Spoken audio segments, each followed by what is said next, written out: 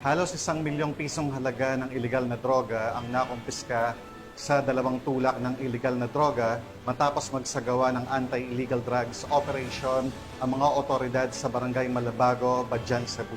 Ibabalita yan ni Patrolwoman Annalyn Canoob.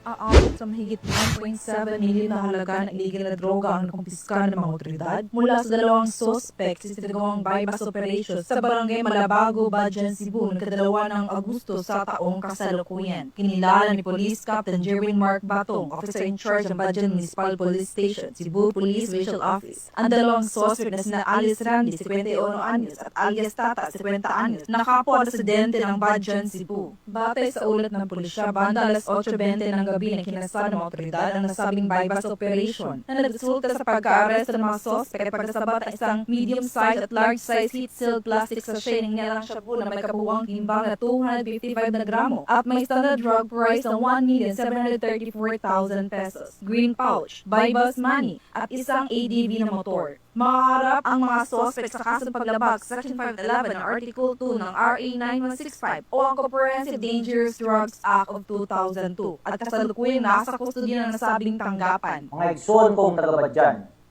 ang tagumpay ng operasyon laban sa iligal na droga at sa pagkakahuli ng 2 high-value individual noong Agosto 2, 2025 ay isang paalala ng Badyan ay hindi lugar para sa masamang bisyo, kundi para sa maayos, payapa at marangal na pamumuhay.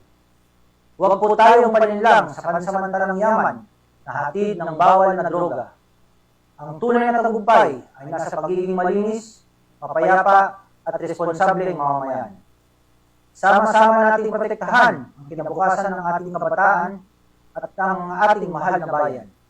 Makiisa tayo sa layunin at sa panawagan ng ating kapulisan na pinangungunahan ng ating Provincial Director na si Police Colonel Christopher M. Bermudez, katuwang ang mantra ng ating Regional Director na si Police Brigadier General Federico A. Maranan. Makabagong pulis sa makabagong panahon, respetado ang mamamayan, disiplinado ang kapulisan. Panahon na para mamuhay ng simple pero marangal. Sa Badyan, bawal ng droga. Sa Badyan, ang tama ang laging panalo. Mula dito sa Central Visayas, ako ang inyong Police News Network Correspondent, Patrolwoman Annalyn N. Canoob, alagad ng mata sa tagataguyod ng Balitang Pulis.